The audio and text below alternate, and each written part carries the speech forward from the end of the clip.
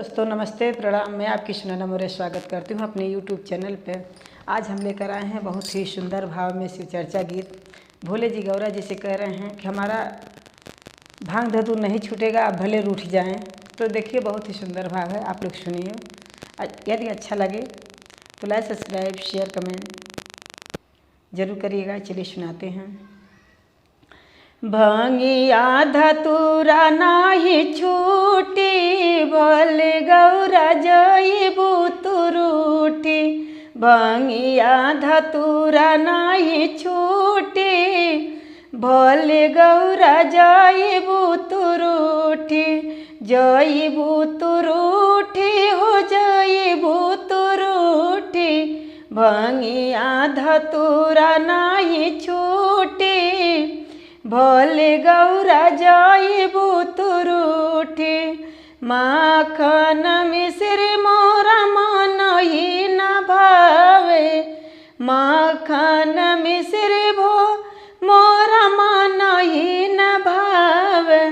दूध के मलैया तनिको न सुहावे, दूध के मलैया तनिको न सुहावे।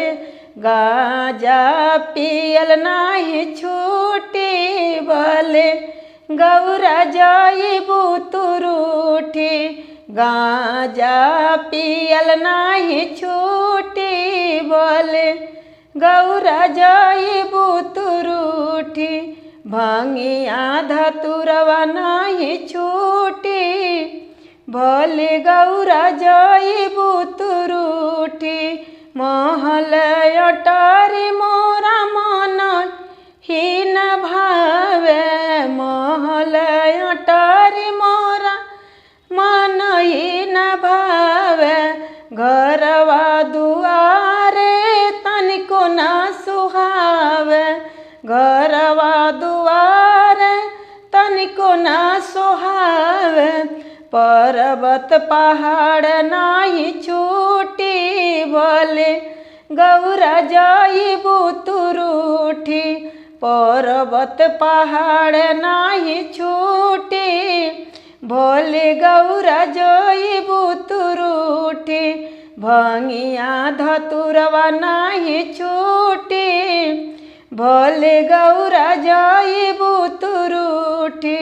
साला दुसाला मोरे मन ही न भावे, साला दुसाला मोरे मन ही न भावे। पियरी पीताम्बर तनिको न सोहावे, पियरी पीताम्बर तनिको न सोहावे। मृगा के छाला नाही छूटी, भोले गौरा जइबू तू रूठी। मृगा के छाला नाही छूटी, भोले गौरा जइबू तू रूठी। भांगिया धतूरवा नाही छूटी, भोले गौरा जइबू तू रूठी। भांगिया धतूरवा नाही छूटी, भोले गौरा जइबू तू रूठी। रथ हाथी घोड़ा मोरे मन ही न भावे, रथ हाथी घोड़ा मोरे मन ही न भावे। मोटर गाड़ी तनिको न सोहावे, मोटर गाड़ी तनिको न सोहावे। बसहा चढ़ल नाही छूटी, भोले गौरा जइबू तू रूठी।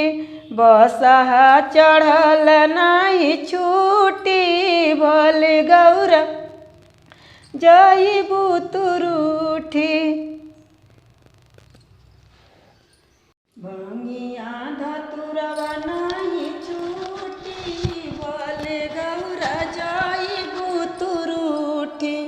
भांगिया धतूरवा नाही छूटी, भोले गौरा जइबू तू रूठी। पहिला में दया मांगब, दूसरा में चर्चा पहिला में दया मांगब दूसरा में चर्चा तीसरा में नामन नाही छूटी भले गौरा जाइबू तू रूठी तीसरा में नामन नाही छूटी भले गौरा जाइबू तू रूठी भंगिया धतुरवा नाही छूटी भले गौरा जाइबू तू रूठी